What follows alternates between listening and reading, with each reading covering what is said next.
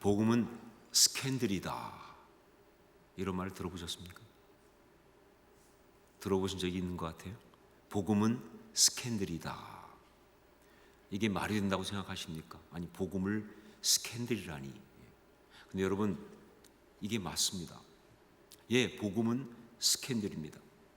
이게 확실한 것은요, 이 보통 스캔들 그러면 많이 나오는 것이 뭐냐면 싸구려 주간지가 나오잖아요, 그렇죠?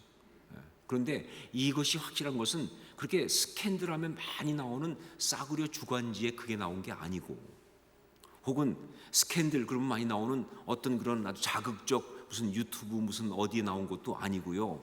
바로 그게 어디에 나오냐면 성경에 나오니까.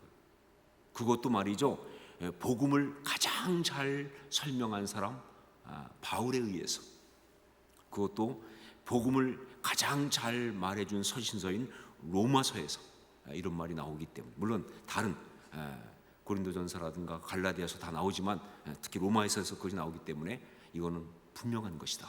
복음은 스캔들이다. 자, 우리 로마서 9장 33절 말씀을 한번 같이 읽어보도록 하겠습니다. 로마서 9장 33절 같이 읽습니다. 기록된 바 보라, 내가 걸림돌과 거치는 바위를 시온에 두노니 그를 믿는 자는 부끄러움을 당하지 아니하리라 함과 같으니라. 자, 이 말씀은요, 구약에서 메시아에 대한 예언을 가장 정확하고 강력하게 한 말씀이 바로 이사야서입니다. 물론 구약의 선지자들이 다 메시아를 예언했지만 집중적으로 메시아를 예언한, 그리고 가장 강력하게 예언한 사람이 바로 이사야인데, 그 이사야가 한 메시아에 대한 예언 중에 하나인 이사야 8장 14절 말씀을 인용하면서, 그러면서 이 말을 지금 하고 있는 거예요. 자, 그런데 이 말씀에 복음은 스캔들이다가 어디 들어가 있느냐? 바로 이 말씀 가운데 거치는 바위라는 부분입니다. 보라, 내가 걸림돌과 거치는 바위를 시온에 두노니 그랬는데, 거치는 바위, 바로 거기에서 이 거치는 이라는 단어, 이 거치는 이라는 단어가 바로 헬라어로 하면 스칸달론이라는 말입니다. 스칸달론. 그런데 이 스칸달론이라는 말이 영어의 스캔들이 된 거예요. 그러니까 이사야의 그 말씀이 바로 뭐예요? 내가 스캔들을 줬다, 복음을 주셨는데 스캔들을 줬다는 거예요. 이렇게 성경에 나오고 있는 거예요. 예, 그렇습니다. 복음은 스캔들이었습니다. 그래서 정말 복음은요, 예, 그것을 듣는 사람들을 종종 시험에 들게 하는, 그걸 듣는 사람들을 갖다가 갈등하게 하는, 바로 그게 복음이었습니다. 왜냐하면요, 인간적으로 상식적으로는 도저히 받아들일 수 없는 내용이 복음에 들어가 있고, 그래서 정말 그 복음을 받아들이려면 말이죠, 그야말로 뭐예요? 믿음이 필요한 거예요. 그냥 당연하게 좋게 받아들이면 좋겠는데, 아니, 복음을 받아들이려면 정말 믿음이 필요한 그런 내용이 바로 복음에 들어가 있으니까. 그래서 복음은 스캔들이다. 정말 많은 사람들이 그래서 복음을 들으면서, 복음을 들었음에도 불구하고 거기에 있는 바로 그 스칸달론, 거치는 바위, 스칸달론 페투라죠, 거기에 걸려 넘어진 거예요. 그래가지고 결국 복음을 받아들이지 못한 사람들이 너무 많다는 것이죠. 그게 복음이에요. 자, 이런 부분에 가장 많이 고민했던 사람 가운데 하나가 누구냐? 예, 바울 사도입니다. 왜냐하면요, 바울 사도는요, 헬라적인 어떤 그런 합리적 사고를 가지고 교육을 받았어요. 그런데 헬라적인 합리적 사고가 교육받으면서 동시에 이 사람은요, 유대교의 율법을 공부한, 율법에 아주 열심을 가진 바리새인입니다. 그러니까 복음에 있는 그 스칸달론, 그 거친 것 때문에 걸려 넘어질 수 있는 최적 조건을 갖고 있어요. 이 사람은 헬라적 합리적 사고를 갖고 있고, 거기다가 유대교의 어떤 그런 열심인, 그런 전통의 열심인 바리새인이니까.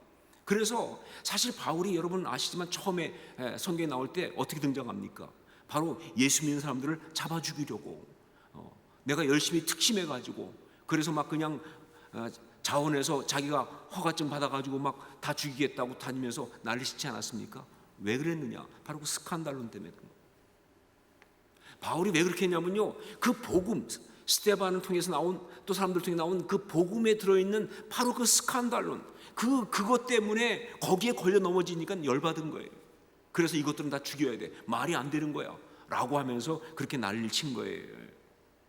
자, 바로 그렇기 때문에 그런 배경을 갖고 있으니까 자기가. 그래서 이 로마서 9장을 쓰면서 이제 로마서 9장의 내용은 뭐냐면 하나님께서 선택하신 이스라엘이, 그런데 그 하나님이 선택받은 이스라엘이 복음을 받아들이지 못하면서, 그러면서 하나님의 선택이 이스라엘로부터 어디로 갔느냐? 이방인에게 갔다 이거예요. 그게 바로 로마서 9장에 얘기하는 주된 내용이에요. 자, 그런데 결국 이것은 어떻게 볼 수 있느냐? 하나님의 주권적 선택이라고 볼 수밖에 없다라는 걸 강조하는 가운데 거기서 어떤 내용이냐? 그런데 그러면 하나님이 선택하셨던 이스라엘이 왜 복음을 받아들이지 못했느냐? 이유는 바로 자기 경험 그대로 복음 안에 있는 스캔들 때문에, 복음 안에 있는 이 스칸달론, 그것 때문에 거기에 걸려 넘어져서 그들이 거부한 것이다. 그러니까 여기에 깔려 있는 게 뭐냐? 로마에 있는 사랑하는 성도들, 너희들도 이 복음 안에 있는 스캔들 거기에 걸려 넘어지지 않기를, 이걸 바닥에 깔아놓고 있는 거예요. 이게 바로 로마서 9장 이야기입니다. 자, 그렇다면 복음 안에 있는 스캔들, 그게 도대체 구체적으로 어떤 걸 말하는 것이냐? 바울 사도의 경우를 보면요, 그가 복음 안에 있는 스칸달론을 말하는 것의 거의 대부분, 뭐 막 그렇게 많지는 않지만 몇 가지, 거의 대부분은 십자가입니다. 십자가. 이게 바로 복음 안에 있는 스칸달론의 주된 내용이에요. 정말 십자가는요, 복음을 듣는 사람 말고 딱 걸려 넘어지기 딱 좋은 그러한 거치는 것이다 라는 거예요. 여러분, 사실 우리는 지금 십자가에 대해서 생각이 많이 달라져 있어요. 우리는 막 십자가 그러면 은혜가 되잖아요, 그렇죠? 십자가 그러면 너무 사랑하잖아요. 그래서 십자가 목걸이를 하고 다니잖아요, 그렇죠? 십자가를 굉장히 아름답게 보잖아요. 근데 이건 봐서 이 뭐예요? 예수 그리스도를 통해서 이 역사가 이석계에 가능한 건데, 여러분 처음에 이 초대교회 당시, 그 당시 십자가는요, 지금 우리하고는 전혀 다른 개념이에요. 이거는 정말 흉측한, 정말 저주스러운, 그게 십자가예요. 그러다 보니까 십자가는 바로 스캔들이 안 될 수가 없는 거예요. 고린도전서 1장 23절 말씀 보니까 이렇게 되어 있습니다. 우리는 십자가에 못 박힌 그리스도를 전하니 유대인에게는 거리끼는 것이요 이방인에게는 미련한 것이로되. 여기 뭐예요? 유대인에게는 뭐예요? 거리끼는 것이요, 거리끼는 것 스칸달론이에요. 유대인들 입장에서는요, 도저히 이건 받을 수 없는, 왜냐하면 십자가에 못 박힌 그리스도, 이게 말이 되냐는 거예요. 아니, 그리스도가 뭡니까? 메시아 아니에요. 그럼 메시아는 어떻게 됩니까? 당연히 뭐예요? 왕으로 백마를 타고 점령군으로 멋있게 오셔야 되는데, 이게 무슨 소리야? 그 메시아가 십자가에 달리다니, 그 말도 안 되는 말이죠. 이건 진짜 유대인들 입장에서는 받아들일 수 없는 그런 십자가에 죽은 그 나사렛 예수를 메시아라고 말하는 것들은 용서가 안 되는 그런 스칸달론이에요. 인간의 상식과 생각으로는 도저히 받아들일 수 없는 것이다, 그런 이야기예요. 자, 그래서 바울 사도가 말하는 복음 안에 있는 스칸달론은 대부분 뭐냐? 십자가입니다.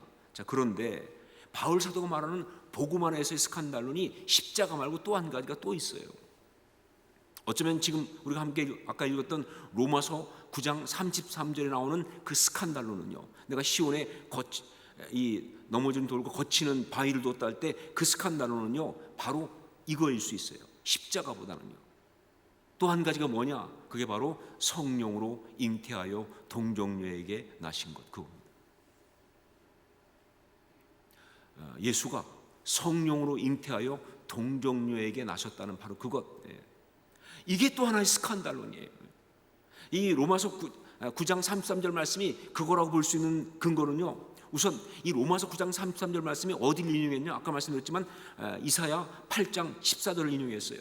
자, 그런데 이사야 8장 14절은요, 그 배경이 바로 그 앞에는 7장 다음에 나오는 게 8장이잖아요, 그렇죠? 그런데 그 7장 14절을 배경으로 깔고 있어요. 그 7장 14절이 뭐냐?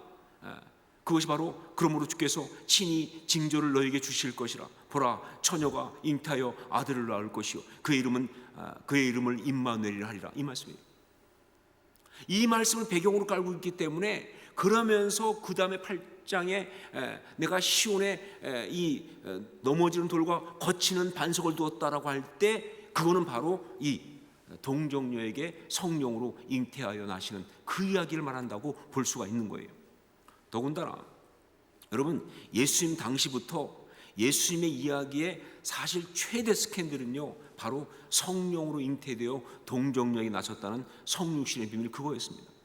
하긴 예수님의 이야기 그때부터 처음부터 최대 스캔들은 성령으로 잉태해서 동정녀에게 나섰다는 바로 그 이야기였어요.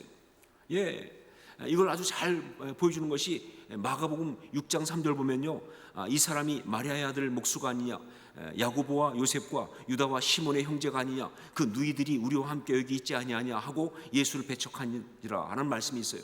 근데 이 말씀은요, 바로 예수님께서 공생애를 하실 때 그때 고향을 갔었는데 그 고향에서 굉장히 무시당하시고 배척당하면서 나온 말입니다. 근데 여기 말 중에 어떤 말이 나오느냐, 이 사람이 마리아의 아들 목수가 아니냐, 이게 굉장히 아주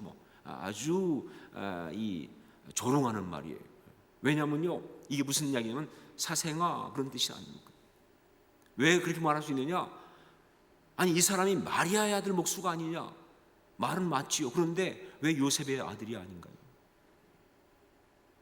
아버지가 있는데, 만약에 아버지가 돌아가셔서 그렇더라도 그렇게 어머니를 일부러 대지 않습니다. 어머니 이름을 댄다는 무슨 얘기냐? 사생하다 그런 뜻이에요. 그 동네 파다한 스캔들의 주인공인 거예요. 이게 바로 예수님이 공생애 할 때부터 따라다녔던 스캔들이고요. 이거는 계속 초대교회 당시부터 해가지고 소위 말하는 변증론의 주제 중에 하나예요. 이 변증론 혹은 호교론, 그래서 이 기독교 교리를 방어하는 그런 이론들이 많이 나왔거든요. 왜냐하면 너무나 막 말로 공격들을 하니까. 근데 변증론의 어떤 그런 주제 중에서 가장 많은 주제가 바로 뭐냐면 바로 이 부분이었어요. 동정녀 탄생하신 것, 성령으로.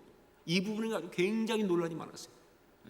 그때부터 이미 봐서 이것이 스캔들의 어떤 그런 중요한 내용이었다. 여러분, 이게 얼마나 초대교회 당시부터 스캔들의 어떤 그런 내용이었냐면요, 성령으로 잉태되어 동정녀에게 나신 것, 이것 때문에 정말, 그리고 또 일단 이 주제가 또 상당히 또 굉장히 또 말하기 좋은 주제잖아요, 그렇죠? 구설수에 오를 만한, 그렇죠? 처녀가 잉태하여 아들을 낳았다. 이건 그냥 동서고금을 막론하고 일단 구설수에 오르는 이야기니까. 그래서 그 이야기가 굉장히 많았던 거예요. 그래서 그 중에 나돌았던 이야기 중에 하나가 어떤 것까지 있었냐면요, 정말 물론 이것은 그리스도인들을 핍박하고 그리고 공격하려고 만들어낸 아주 악한 것에 나쁜 의도를 가진 말이긴 하지만 상당히 강력하게 나돌았던 이야기가 뭐냐, 예수님이 사실은 로마 군병의 아들이라는 설이 있었어요. 그러니까 갈릴리 쪽에 주둔하는 로마 군병이 그쪽에 있는 마리아라는 처녀를 하고 관계를 해서, 그래서 마리아가 애를 가진 거예요. 믿으시면 안 됩니다. 이건 믿으라고 하는 얘기가 아니고 그런 소리 있었다 그런 얘기입니다. 그래가지고 이 마리아가 애를 가졌는데 마리아가 난리 났죠. 그럼 죽죠, 잘못하면. 그러니까 로마 군병이잖아요. 그러니까 로마 군병이 힘이 있으니까, 그러니까 마리아하고 정혼한 요셉을 불러가지고 네가 데리고 가, 안 그러면 죽이겠다. 그래가지고 요셉이 그 권력에 꼼짝 못해가지고 마리아를 데려와서, 그래서 아이를 낳을 때까지 이렇게 결혼을 하면서 갔는데, 그러면서 그냥 하기 뭐하니까 소문을 퍼뜨리기를 성령으로 잉태됐다고 그렇게 소문을 냈다.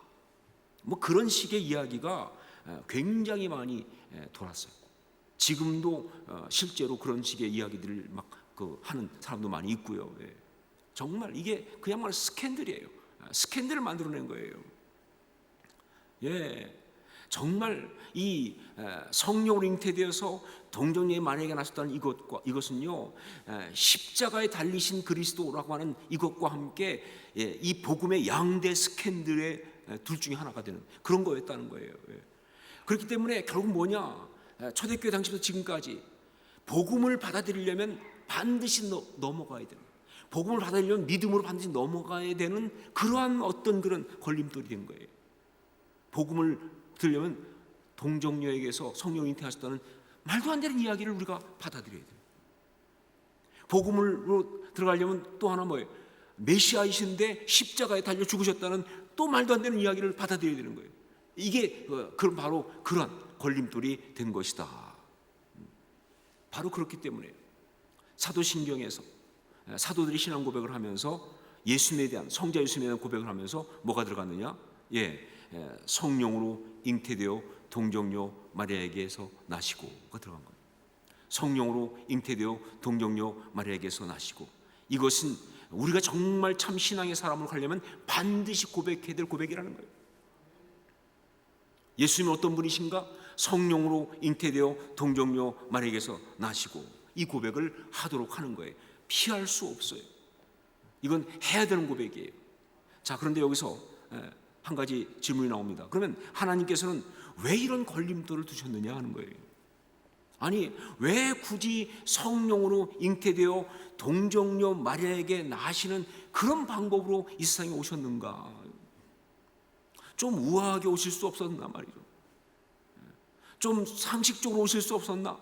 왜 이런 말도 안 되는, 너무나 정말 그 말거리가, 가십거리가 될 수 있는, 스캔들이 될 수 있는 그런 방법으로 오셨는가?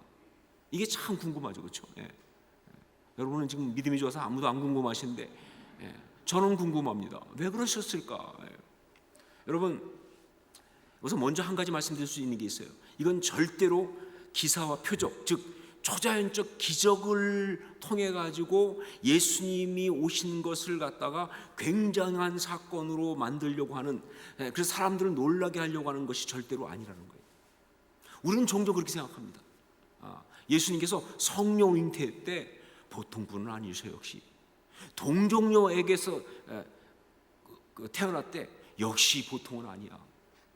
우리는 다 그렇게 생각한다는 거예요. 왜냐하면 이 땅에 많은 영웅들 보면 태어날 때부터 보통은 아니거든요. 뭐 아시지만 박혁거세는 무슨 뭐 말이 울고 거기서 태어났다는 둥, 뭐 누구는 뭐 아래에서 태어났다는 둥, 뭐 다 그러잖아요, 그렇죠? 제대로 태어나면 그건 인물이 아니야, 사실은. 그러니까 예수님도 역시 스케일답게 성령으로 잉태되셔가지고, 그리고 어떻게 동정녀가 애를 낳습니까? 근데 동정녀가 임신을 해가지고 아이를 낳는 아주 기가 막힌 초자연적 기적을 통해서 어마어마하게 태어나셨다는 그런 것이라고 생각들을 하는데, 이거 잘못됐다 그 말입니다. 여러분, 하나님은요, 사람들 놀래주려고 초자연적 기적을 행하신 적이 한 번도 없으세요. 우리는 자꾸 진짜 모든 기적의 이야기를 갖다가 놀래찌로 보려고 하는데, 하나님은 거기에 관심이 없으세요. 예수님은요, 그렇게 많은 기적을 일으키셨지만 한 번도 사람들을 놀래주려고 기적을 일으키신 적이 없어요. 놀래서 뭐 할 건데? 결국은 그렇게 놀래주는 걸 통해서 만약에 사람들이 어떤 그런 걸 받는다면요, 그건 신앙이 아니라 뭐예요? 그거는 마귀가 원하는 그거예요. 그래서 제대로 된 사람 아무도 없어요. 여러분, 뭐 제가 뭐 하지도 못하지만 혹시 하나님 능력 주셔가지고 제가 이 자리에서 갑자기 말이죠, 그냥 어떤 기적, 놀라운 기적을 막 일으켜가지고 뭐 이렇게 딱 기도하니까 이 강대상이 붕 떴어요, 이렇게 막. 그럼 여러분 다 믿을 것 같으죠? 그 순간 다 맞아, 예수님 살아계셔, 막 다 믿을 것 같죠?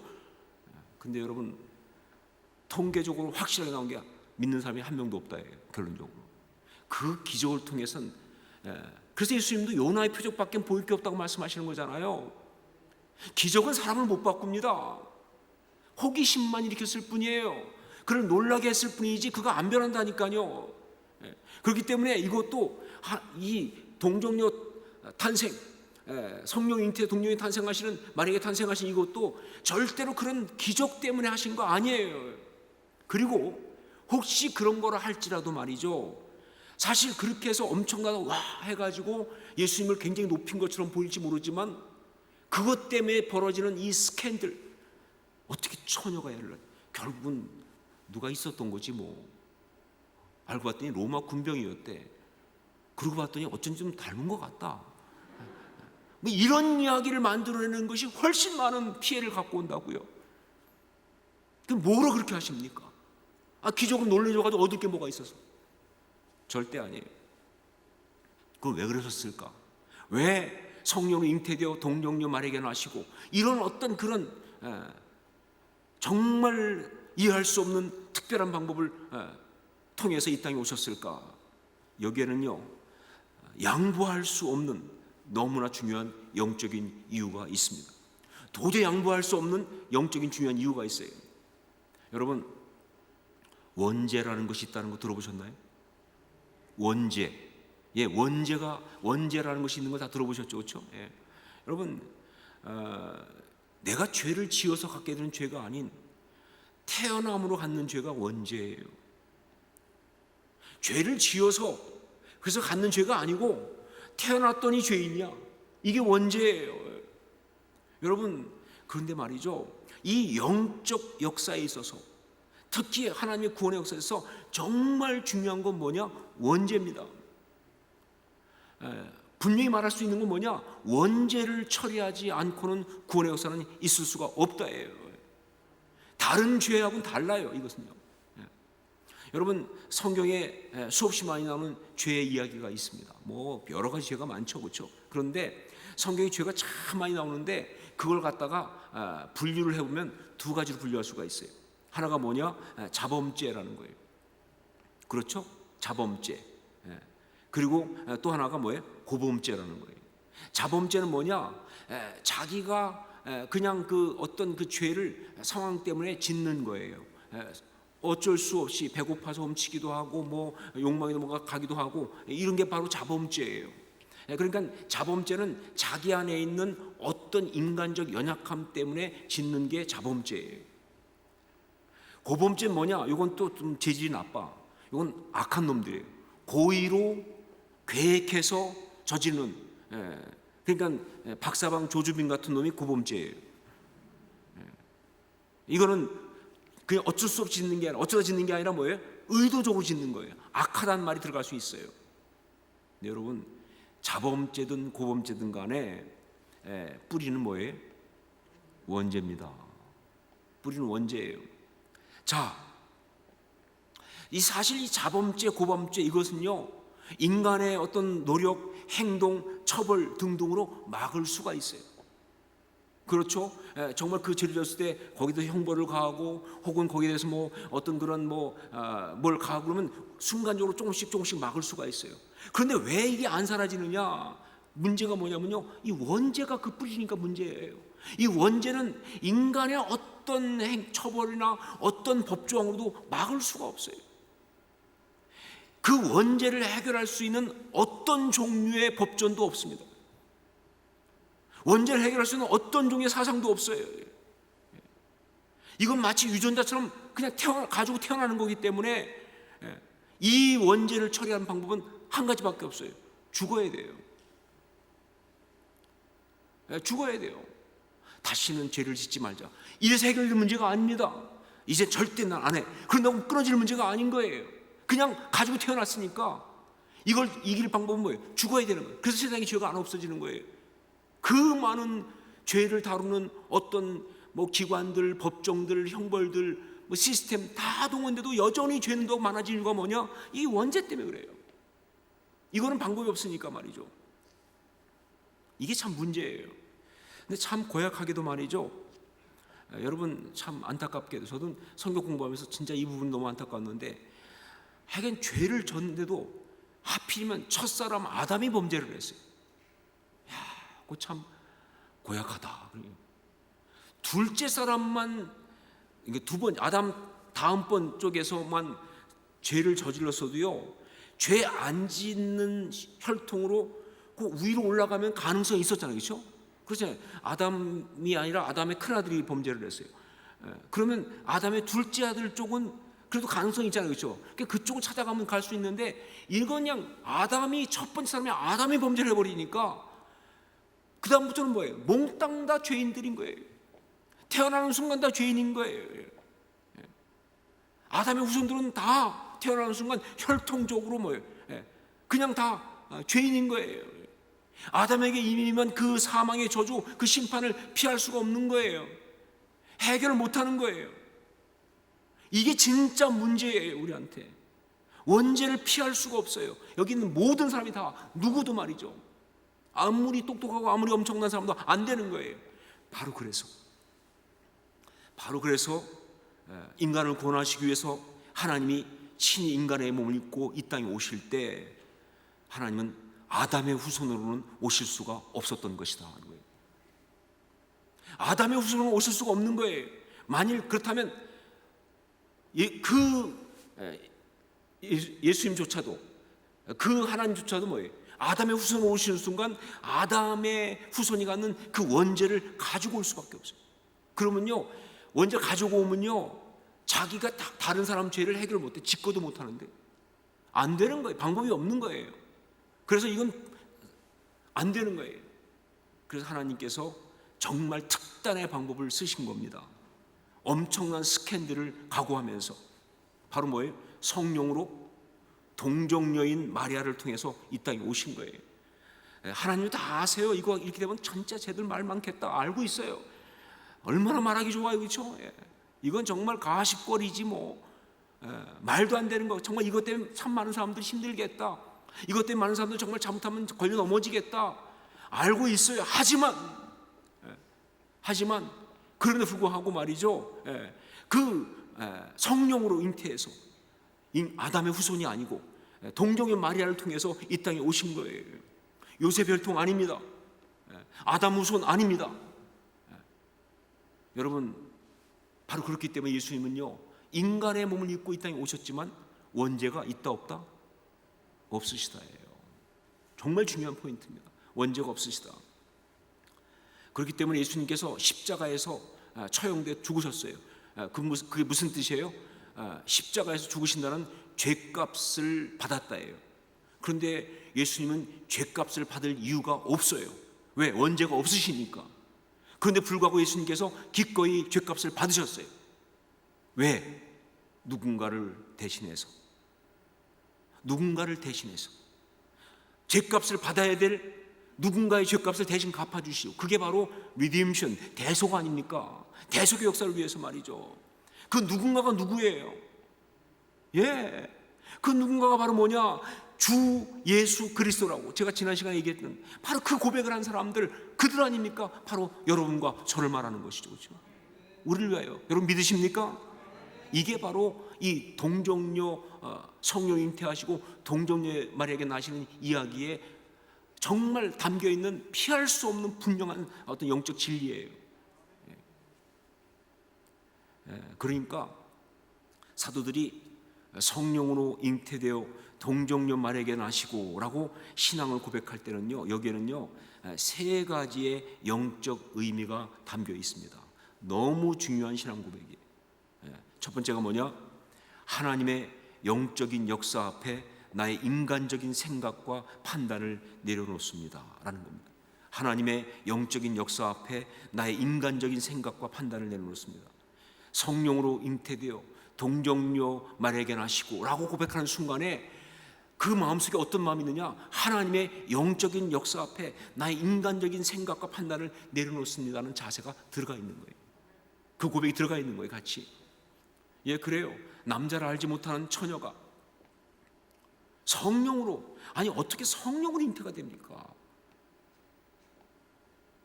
근데 성령으로 임신이 돼가지고 그래서 아들을 낳았다. 이거는 인간의 상식과 판단에는 없는 이야기예요. 근데 하나님은요, 너무나 중요한 영적 이유 때문에 이런 초자연적인 방법을 택하신 거예요.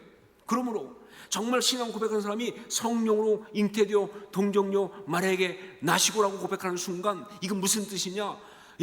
정말 이해가 안 됩니다. 정말 말이 안 됩니다. 이건 있을 수 없습니다. 내 상식과 내 판단은 말이 안 됩니다. 그러나 내가 이 고백한다는 게 무슨 뜻이냐?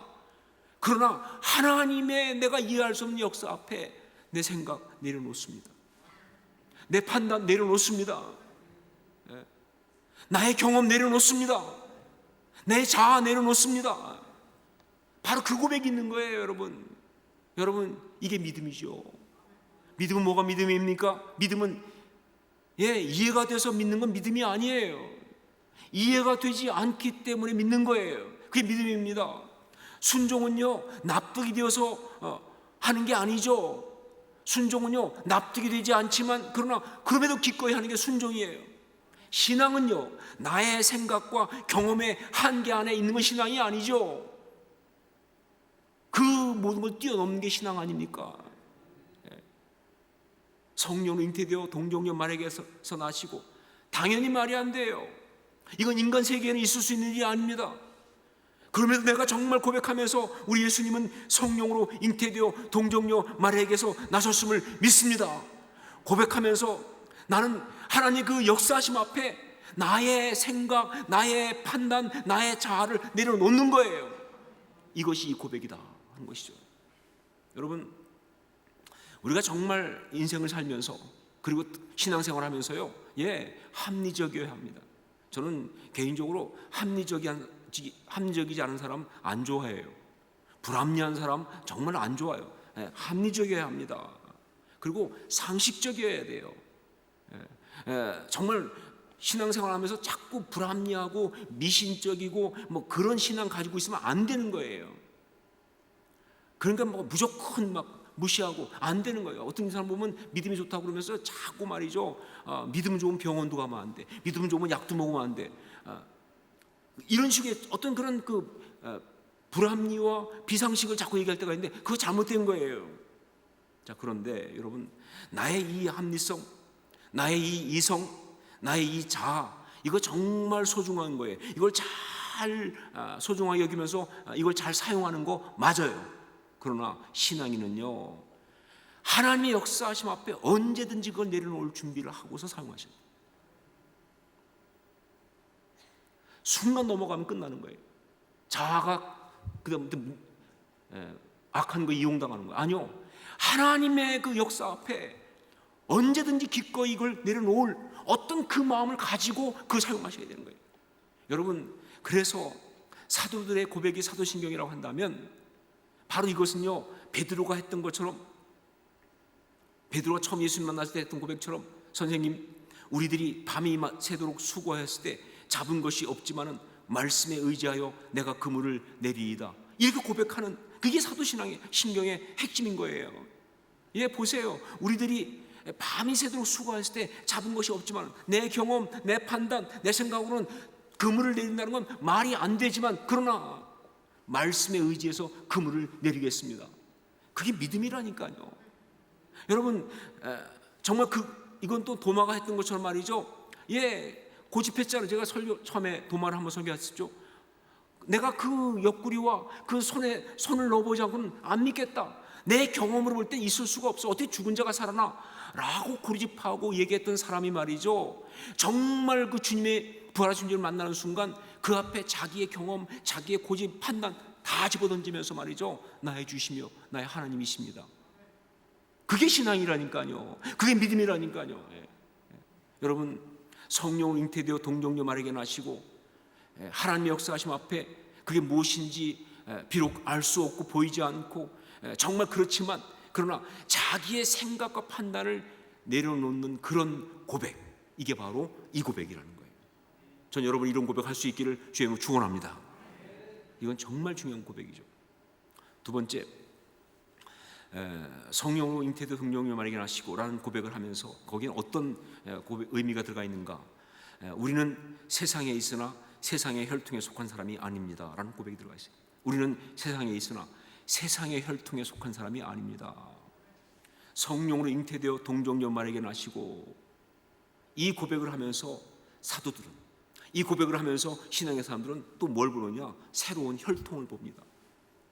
옛사람 아담, 그 따라내오던 원죄가 있는 그 혈통이 아닌 성령으로 잉태되어 동정녀 마리아에게 나시고 하는 그곳에서 새로운 혈통, 새로운 역사를 보는 거예요.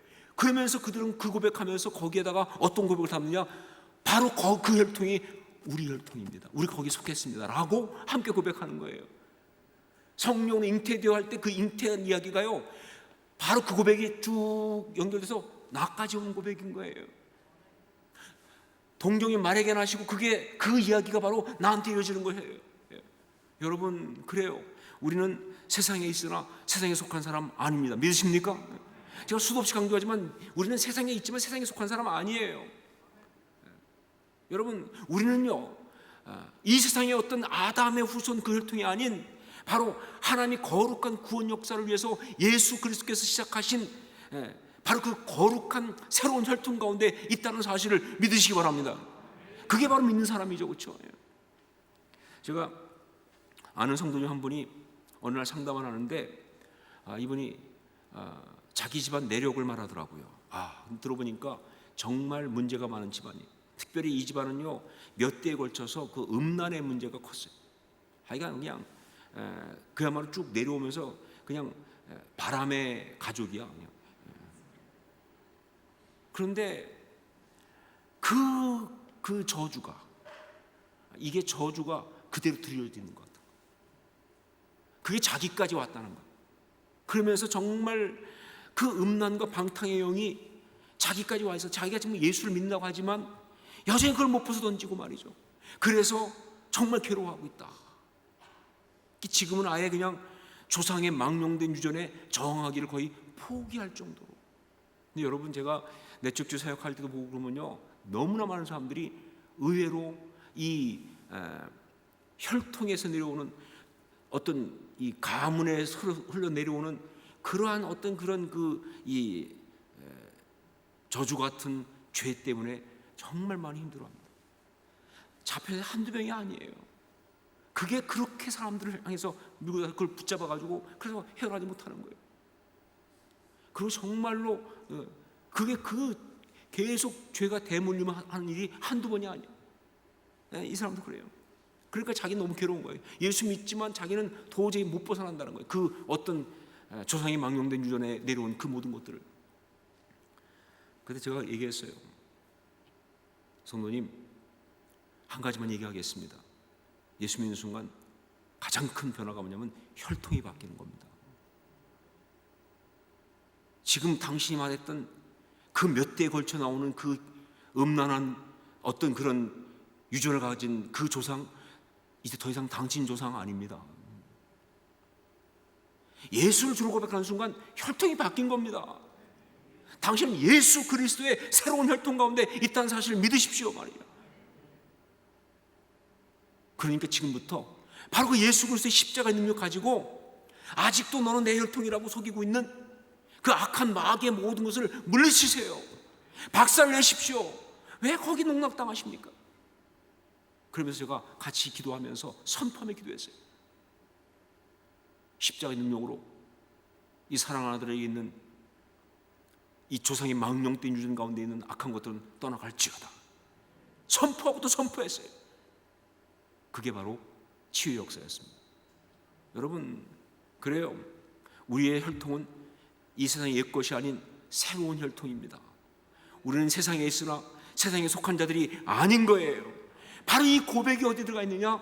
성령으로 잉태되어 동정녀 마리아에게 나시고에 들어가 있는 거예요. 그렇게 시작하신 혈통이 바로 내 혈통이에요.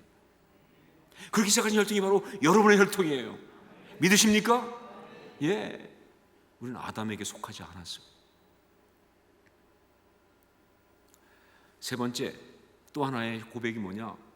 나를 구원하시기 위한 우리 하나님의 사랑에 감격합니다 라는 믿음의 고백이죠. 나를 구원하시기 위한 우리 하나님의 사랑에 감격합니다. 가톨릭은요, 이 성령으로 잉태되어 동정녀 마리아에게 나시고 이걸 갖다가 어떻게 해석하냐면 마리아를 돋보이게 하는 본문으로 봐요. 그래서 여기 보니까 마리아 이름까지 역시 마리아가 역시 뛰어난 거예요. 그래서 마리아가 동정녀인데도 그렇게 쓰임 받았으니까 마리아는 정말 하나님께 쓰임 받은, 아니 하나님을 낳은, 그러니까 하나님이신 뭐 거의 그런 분위기로 가는 거예요. 그래가지고 마리아를 굉장히 강조. 그래가지고 거기서 끝난 게 아니라 이 마리아가 그렇기 때문에 동정녀로서 예수님을 낳으시고 나서도 계속 동정녀예요. 무슨 얘기냐? 요셉하고는 동침한 적이 없어요. 성경이 분명히 아이를 낳기까지만 그랬는데 본문을 교묘하게 바꿔가지고 아이를 낳은데도 계속 쫙. 그래서 그럼 예수님 동생들 있는 건 뭐냐? 그 이복 동생이었더라. 다 그렇게 해석합니다. 이복 동생이었더라. 심지어 이 동정녀에 대한 이들의 집착이 어디까지 갔냐면요, 제가 말씀드렸죠, 이 캐톨릭에서 제일 그 유명한 동상이 바로 그 피에타라고 하는 동상입니다. 그 상이에요, 조각이에요. 피에타가 뭐냐면요, 십자가에 달려 죽으신 예수님을 내렸을 때 그 어머니 마리아가 이렇게 안고 있는 그런 그 상이 가장 큰 슬픔, 가장 거룩한 슬픔을 말하는 아주 기가 막힌 게 피에타. 미켈란젤로뿐 아니라 조각가 중에 그거 한 번 안 조각한 사람 아무도 없고요. 그런데 이 피에타를 할 때마다 문제가 있어요. 뭐냐면요, 당연히 예수님께서 33세쯤 돌아가셨으니까 어머니 마리아는 몇 살쯤 됐을까요? 한 50은 조금 넘는 거 아니에요, 그렇죠? 아무리 17살에 나서도 50은 넘어야 되는 거예요. 그러니까 50으로 해야 되는데, 그러니까 동정녀 이미지가 안 맞아. 동정 할머니도 아니고, 그렇죠? 동정녀니까 처녀니까 젊어야 될 거 아니에요. 그런데 아들을 안고 있는데, 그래서 고민하다가 결국은 나온 게 뭐냐? 둘을 동갑으로 만들어 놨어요. 그러니까 죽은 예수님이나 안고 있는 어머니 마리아나 같은 나이 또래의 얼굴로, 이런 웃기지도 않는 일을 만든 게 바로 캐톨릭의 작태예요. 이 본문이 마리아를 강조한다고 생각해요? 절대 아닙니다. 성령으로 잉태되어 동정녀 마리아에게 나시고, 이 신앙 고백은요, 마리아를 돋보이게 하는 것이 아니라 바로 우리 하나님을 돋보이게 하는 그런 고백입니다. 어떤 하나님이냐? 바로 나를 구원하시기 위해서 못하는 게 없으신 분이에요. 세상 질서, 자연 질서 다 깨시면서, 당신이 남자와 여자가 만나서 그래서 자녀가 태어나는 질서를 만드신 분은 누구세요? 하나님이시잖아요. 당신이잖아요. 하나님 그렇게 세상을 창조하셨잖아요. 근데 스스로 창조 질서를 깨시면서 말이죠. 여러분, 그게 기적의 속성입니다. 그게 기적의 속성이에요. 그 모든 걸 깨시면서, 그러면서 우리를 구원하신 정말 그 집요하고 치밀하고 강력하신 사랑, 그게 바로 여기 담겨 있는 거예요. 여러분, 지금도 우리 하나님은요, 우리를 구원하시기 위해서 파격이 아니라 그야말로 말도 안 되는 희생까지 기꺼이 감당하십니다. 그래요. 히스기 하나를 위해서 말이죠, 해시계를 뒤로 10도를, 우주의 질서를 바꾸신 분이세요. 정말 그 배고픈 사람을 먹이기 위해서 물고기 2마리, 보리떡 5개 가지고 5,000명을 먹이는 그 일을 위해서 소위 말하면 질량 보존의 법칙도 깨버리신 분이세요. 바로 그게 우리 하나님이세요. 지금도 당신의 자녀를 위해서라면 우주의 질서도 다 깰 수 있을 만큼 정말 그렇게 그 사랑, 집요하신, 막을 수 없는, 끊을 수 없는 그 기가 막힌 사랑 이야기가 바로 이야기라는 거예요. 어떻게 성령이 잉태를 합니까? 우리 생각에는 그런가 할지 모르겠지만, 그 당시에요, 헬라 철학의 그 모든 흐름은요, 이 플라톤의 어떤 그런 이데아론이 판을 칠 때입니다. 정신은 거룩한 것이고 영은 거룩한 것이고 육은 추한 거였어요. 근데 어떻게 거룩한 성령께서, 영께서 어떻게 아이를 만들어요? 말이 안 되게. 아니, 어떻게 전능자께서 그렇게 아기가 되시냐는 거예요. 혼자서는 제대로 선 못하고 누가 돌봐줘야 되는 헤로드한테 죽을 수도 있는 어떻게 아기가 되시냐는 거예요.